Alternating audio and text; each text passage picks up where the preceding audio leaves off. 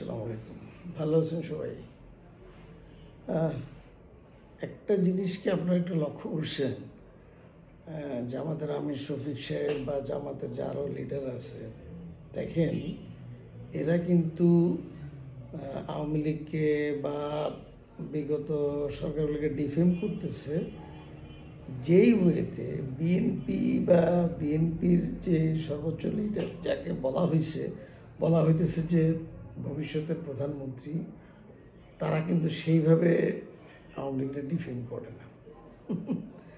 আমি কখনো কোনো জামাতের লিডারদের কাছে এটা শুনতেছি না যে ডেভেলপমেন্ট, সেটা পদ্মা সেতুই হোক, টানেল হোক, বিদ্যুৎ ব্যবস্থার উন্নয়ন হোক, যোগাযোগ ব্যবস্থার উন্নয়ন হোক, এলিভেটেড এক্সপ্রেস হোক, মেট্রো রেল হোক, তারপরে যে ২,৫০০-এর উপরে ব্রিজ হয়েছে ছোট বড় মিলে, কয়েক হাজার রোড, এগুলো নিয়ে তারা কথা বলতেছে না। তারা বলতেছে যে আমরা অবকাঠামোগত উন্নয়ন করব দুর্নীতি কমিয়ে।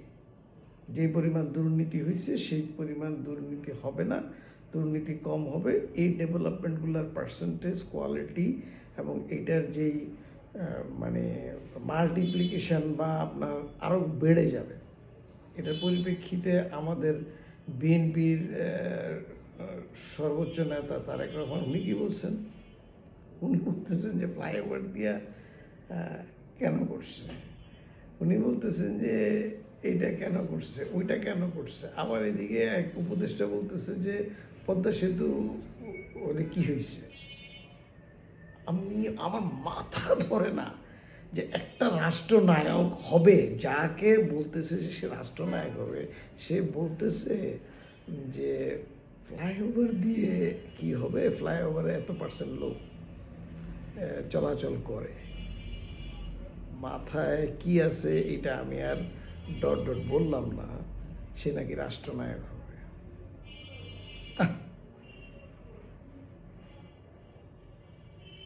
বিএনপি যে মানে নিজের নিজে মারতেছে,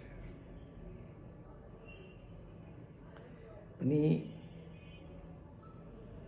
এগুলো কি আমি বুঝতেছি না। বিএনপির টপ টু বটম কি জামাত খেয়ে ফেলতেছে? মানে জামাতের পেইড ক্যাম্পে এরা মানে বিএনপিতে থেকে জামাতের ক্যাম্পেইন করতেছে মনে হয়। শুধুমাত্র একটা বিষয় যে বাহ্যিকভাবে মনে করে যে বিএনপি নিজেও মুক্তির যুদ্ধের পক্ষের লোক এবং সে আওয়ামী লীগের যে দুর্নীতি এটাকে কমিয়ে সে আগায় যাবে। কিন্তু সে যে কথাগুলো বলতেছে, এই কথাগুলো জামাতের লিডাররা বলতেছে না। তার এই কথাগুলো দিয়া সে নিজেই তো ডাউনগ্রেড হইতেছে এবং জামাতের জিনিসটা আপ হইতেছে। আমার তো মনে হয় যে বিএনপির টপ টু বটম জামাত কিনে ফেলছে, জামাতের ক্যাম্পেইন করতেছে বিএনপি, তাই তো মনে হইতেছে।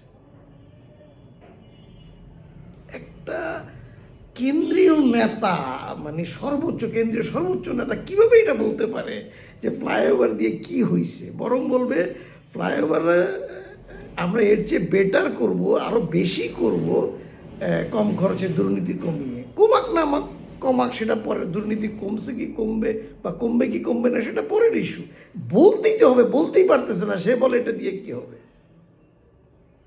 চিন্তা করতে পারেন, এরা হবে রাষ্ট্রনায়ক।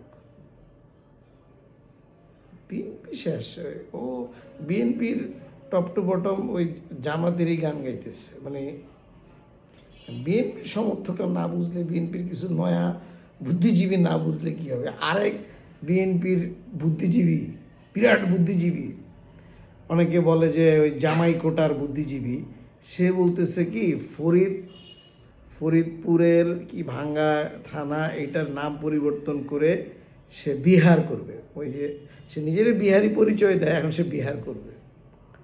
মানে ভিতরের জিনিসটা আর গোপন করা গেল না। তো বিহার দিবা কেন?